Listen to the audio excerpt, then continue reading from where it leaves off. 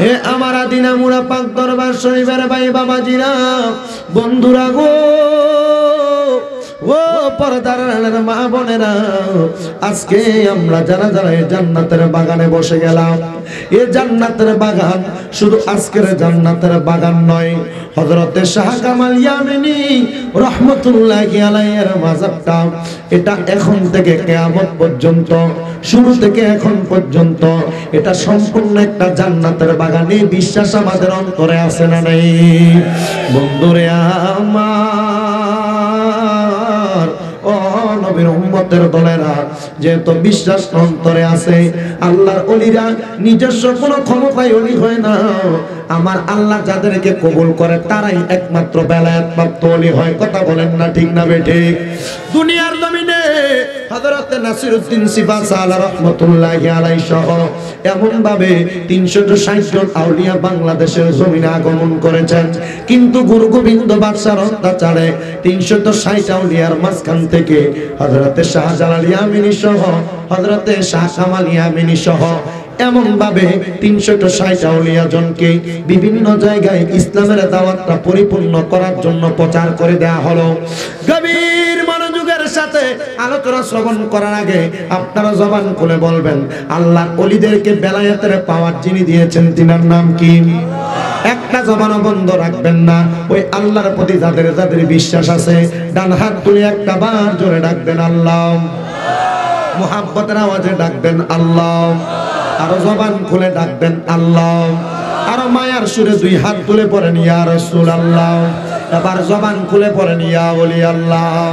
বন্ধুরে আমার, ও আমার আশিক রাসূল ভাই বাবারা, যেহেতু জবান খুলে আল্লাহকে আল্লাহ বলে ডাক দিলেন, এই আদিনা মুরা দরবার শরীফে আশিক রাসূলরা বছরে বছরে ছুটে আসেন একমাত্র আল্লাহ নবীর ওসিলা, আল্লাহ নবীর রাজামন্দি হাসিল করার জন্য। এই জন্য বাবারা, বন্ধুরা, ওই আল্লাহ এবং তার রাসূলকে পাওয়ার জন্য আমরা দুনিয়া এবং আখিরাতের আশা করব, এবং দুনিয়ার জমিনে সফলতা অর্জনের জন্য আল্লাহ পাকের একটু কালামে হাকিম কোরআন শরীফের তেলাওয়াত করব। সবাই জবান খুলে জোরে জোরে পড়ে না, আউযু বিল্লাহি মিনাশ শাইতানির রাজীম, বিফাদলি বিসমিল্লাহির রাহমানির রাহিম, ওয়াল্লাযীনা ইউযুনাল মুমিনিনা ওয়াল মুমিনাতি বিগাইরি মাকতাসাবু ফাকাদ ইহতামালু বুহতানা ওয়া ইসমান মুবিনা। وقال في حديث الشريف عن عبد الله بن انس رضي الله تعالى عنه قال قال رسول الله صلى الله عليه وسلم الا انبئكم بخياركم قالوا بلى يا رسول الله قال خياركم الذين اذا رؤوا ذكر الله عز وجل رواه ابن ماجه كما قال عليه الصلاه والسلام وقال في شان حبيبه ومحبوبه ومعشوقه مخبرا ومبشرا وآمرا إن الله وملائكته يصلون على النبي يا أيها الذين آمنوا صلوا عليه وسلموا تسليما يا اللهم صل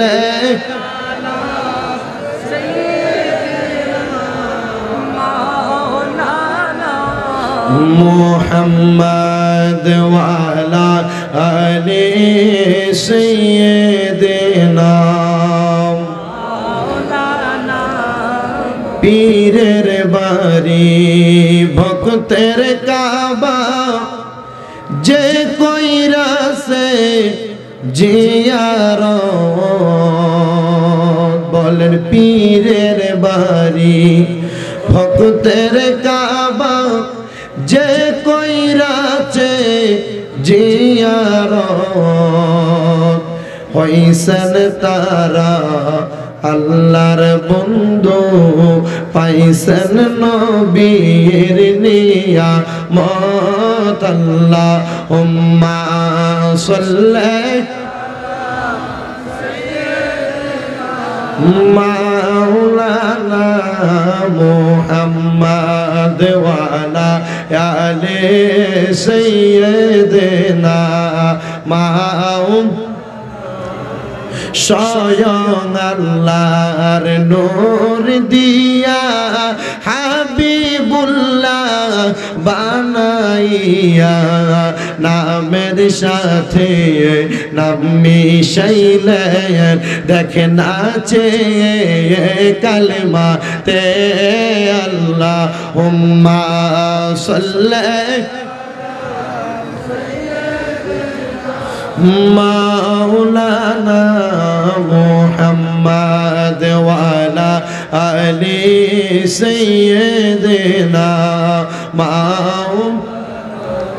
সবাই জবান খুলে মুহাব্বতের আওয়াজে জিকির করেন লা ইলাহা ইল্লাল্লাহ লা ইলাহা হাসবি রাব্বি জাল্লাল্লাহ পড়েন হাসবি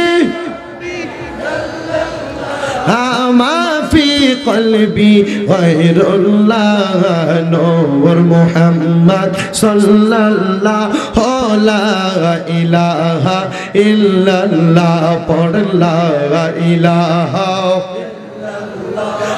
لا إله إلا الله আমরার মনের বেদনা মন বোঝাইলে মন বোঝে না বলেন আমরার মনের বেদনা মন বোঝাইলে মন বোঝে না শোনাইলে মন শোনে না বলেন শোনাইলে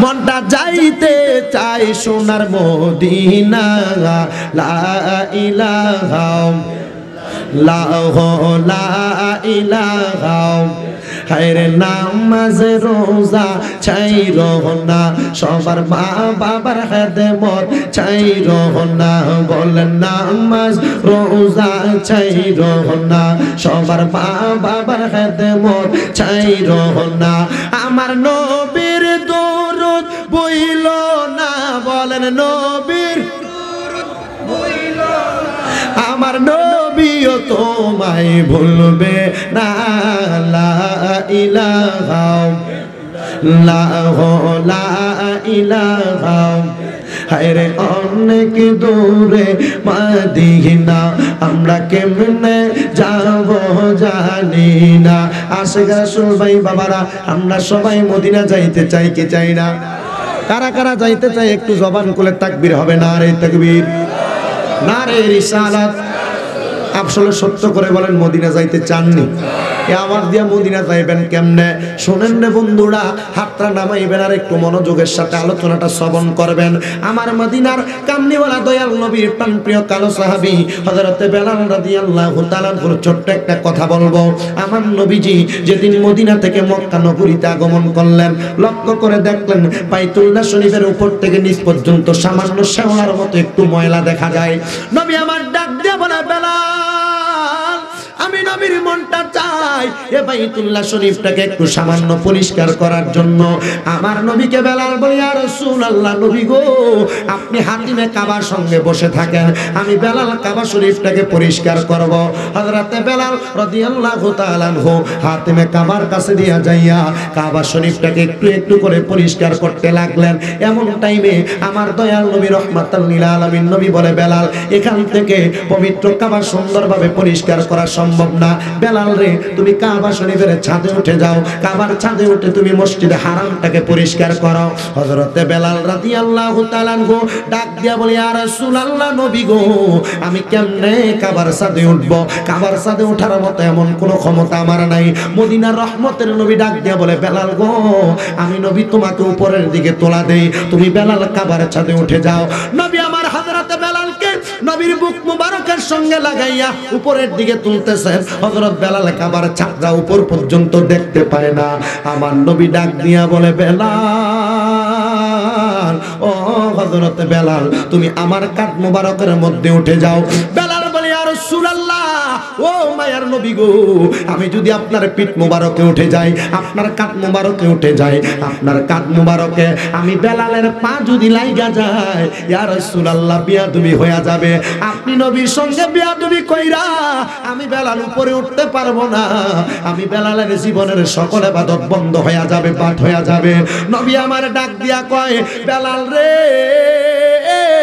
ও হযরত বেলাল, তুমি আমার কাঁধ মোবারকের মধ্যে উঠলে তুমি বলতেছো বেয়াদবি হয়ে যাবে। আমার আল্লাহ কয়, নবী গো, ও দয়াল নবী, একটু পরে হযরত বেলাল রে দিয়া আপনি নবীর সঙ্গে একটা প্রেমের খেলা খেলানো হবে। আপনি তাড়াতাড়ি হযরত বেলালকে কাবার ছাদের মধ্যে উঠাইয়া দেন। বেলাল কই, নবীজি আপনার কাঁধ মোবারকে আমার পা রাখতে পারবো না। আমার নবী কয়, বেলাল আমি নবীর আদেশ, তুমি বেলালকে কাঁধ মোবারকে পা লাগাইয়া উঠবা না। এবার হযরত বেলাল আমার নবীর কদমের কাছে আইসা বলে, ইয়া রাসূলুল্লাহ ফিদাকা বি ওয়া উম্মি, ইয়া রাসূলুল্লাহ আমার মা বাবা আপনার কদম মোবারকের কুরবান হোক। নবী গো, আপনার যেই কাঁধ মোবারকের মাঝখান বরাবর একটা মোহরে নবুয়াত আছে, যে মোহরে নবুয়াতকে দেখার জন্য সাহাবায়ে কেরাম পাগল। ও নবী গো, আপনার মোহরে নবুয়াতের কাছে আমি বেলালের পাটা লাগবে, আমার ভালো লাগে না। আমার নবী কয়, বেলাল এই মোহরে নবুয়াতে তো কদম লাগবে না, আমার আল্লাহর আদেশ, তুমি বেলাল যদি কাবার ছাদে উইটা কাবা পরিষ্কার করো গো, আমার আল্লাহ নাকি বড় খুশি হইয়া যাবে। হযরত বেলাল আমার নবীর কাঁধ মোবারকে উইটা ওই বেলাল রাদিয়াল্লাহু তাআলা আনহু কাবা শরীফের ছাদের মধ্যে উঠলেন। এমন টাইমে সময় যাইতে যাইতে হযরত বেলাল দেখলেন কাবা পরিষ্কার করা শেষ। হাদিস শরীফ প্রমাণ করতেছে একটা যোহরের নামাজের সময় হইছে অথবা আসরের নামাজের সময় হইছে। বেলাল একটা ডাক দিয়ে, এই আল্লাহু আকবার সূরা, বেলাল একটা ডাক দিয়া কয়, ইয়া রাসূলুল্লাহ নবী গো,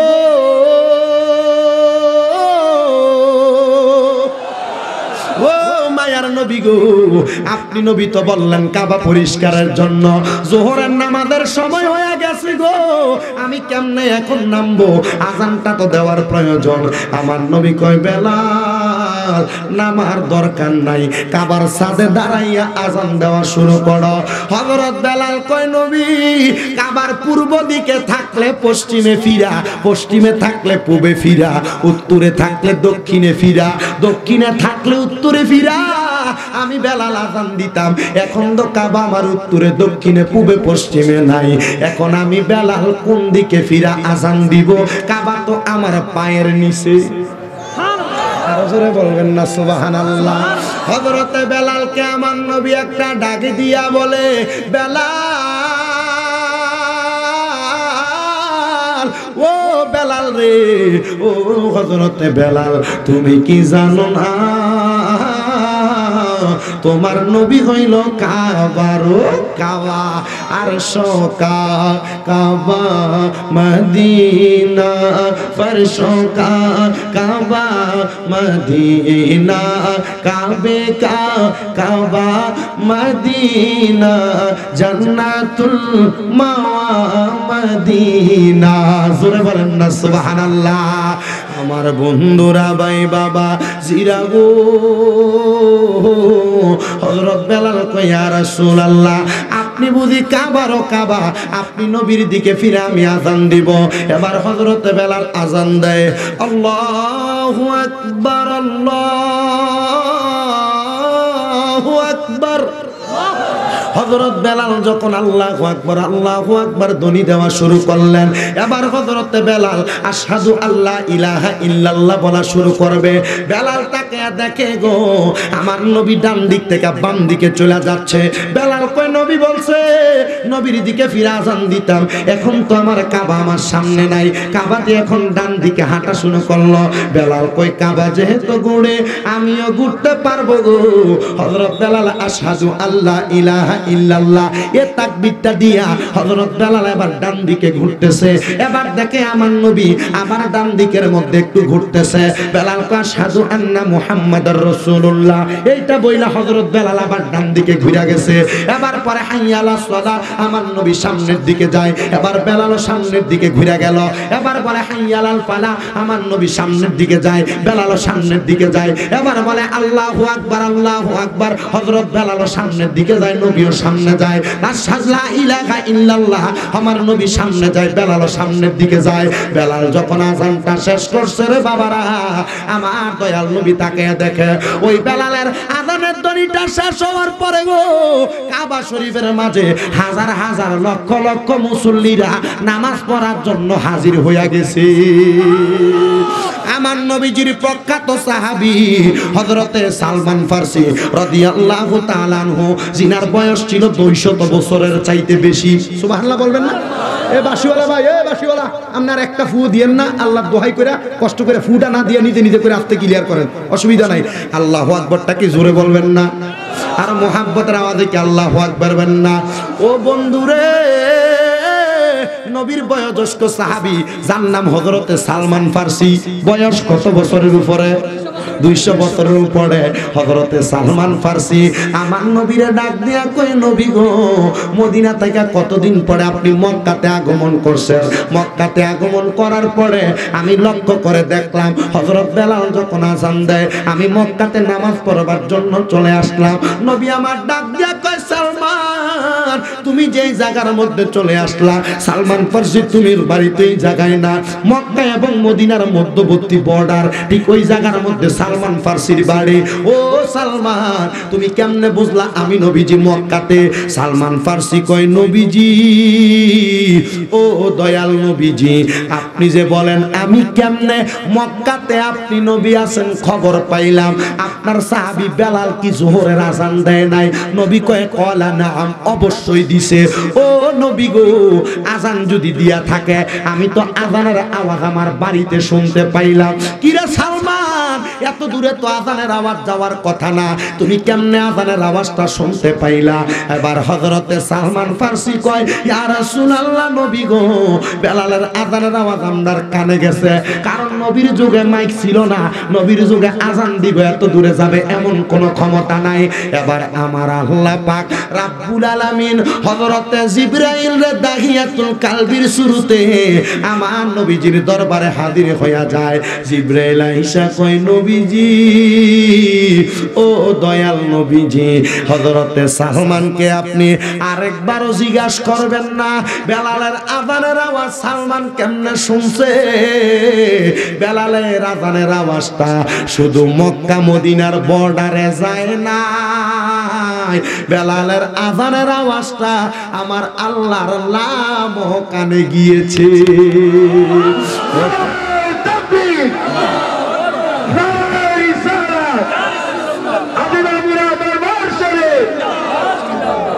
ওঠো বিল্লাল মিনারাতে সময় বয়া যা,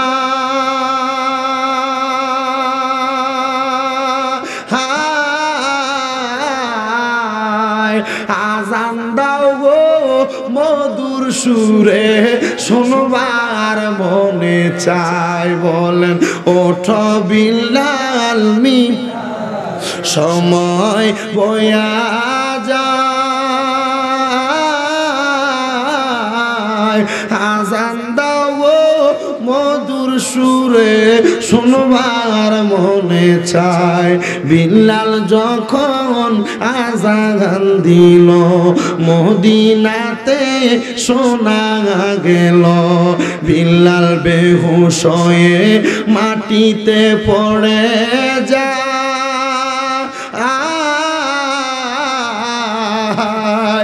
আসলো বুঝি নূর নবীজি বেলালের আঙ্গিনায়, আসলো বুঝি নূর নবীজি বেলালের আঙ্গিনায়। বন্ধুরে আমার হযরত হযরত বেলালের আযানের আওয়াজটা হযরত বেলাল মুখ দিয়া দিছে, বেলালের গায়ের জোরে শক্তি দিয়া আযান দিছে না। বেলালের আযানের আওয়াজটা গায়ের জোরে ছিল না, বেলালের আযানের আওয়াজটা ছিল ঈমানের জোরে। কিসের জোরে? আর জোরে বলেন না কিসের জোরে? তাইলে ওই ঈমানের আওয়াজ দিয়া বলবেন আমরা সবাই মদিনা যাইতে চাই কি চাই না? কারা কারা যাইতে চান দুইটা হাত সোজা করে আল্লাহকে দেখাইবেন, একবারে সোজা করে দেখাইবেন। হযরতে শাহ কামাল ইয়ামিনী রহমতুল্লাহি আলাইহির উসিলায় আল্লাহ যেন আমরারে মদিনা একবার নসিব করে। জোরে তাকবীর দিবেন বাবা, তো কি জোরে দিবা?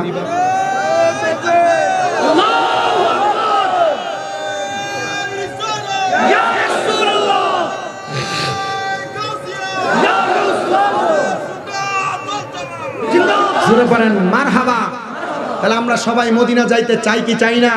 তাহলে পড়েন অনেক দূরে মদিনা আমরা কেমনে যাব জানি না, বলেন অনেক দূরে মদিনা আমরা কেমনে যাব জানি না। দয়াল আল্লাহ রানে দয়াল আল্লাহ রানে নসিবি করেন মদিনা। লা ইলাহা ইল্লাল্লাহ লা ইলাহা ইল্লাল্লাহ লা ইলাহা লা ইলাহা ইল্লাল্লাহ মুহাম্মাদুর রাসূলুল্লাহ সাল্লাল্লাহু আলাইহি ওয়াসাল্লাম। আমার ভাইয়েরা বাবারা বন্ধুরা, ও আমার হযরতে শাহ কামাল ইয়ামিনী রহমতুল্লাহি আলাইহির উরুস মুবারকে আগন্তুক আমার বাবাজিরা বন্ধুরা গো, ও আমার মুরব্বী বাবাজিরা, আমি যদি আপনাদের সবাইকে প্রশ্ন করি আজকে উরুস মাহফিলের মধ্যে আপনারা কেন আগমন করলেন, যদি প্রশ্ন করি তাবারুকের জন্য, আপনারা বলবেন? আপনাদেরকে যদি প্রশ্ন করি দুনিয়ার কোন মানুষ আপনাকে ভালো বলবে এই জন্য এসেছেন, আপনারা সবাই বলবেন না ও বাবারা কেন আউলিয়া কেরামের দরবারে আসলেন? সবার উত্তর হবে একটা, হুজুর আমরা আউলিয়া কেরামের দরবারে আসার উদ্দেশ্য হইল আমরার জীবনের গুনাহগুলা মাফ করাইতাম।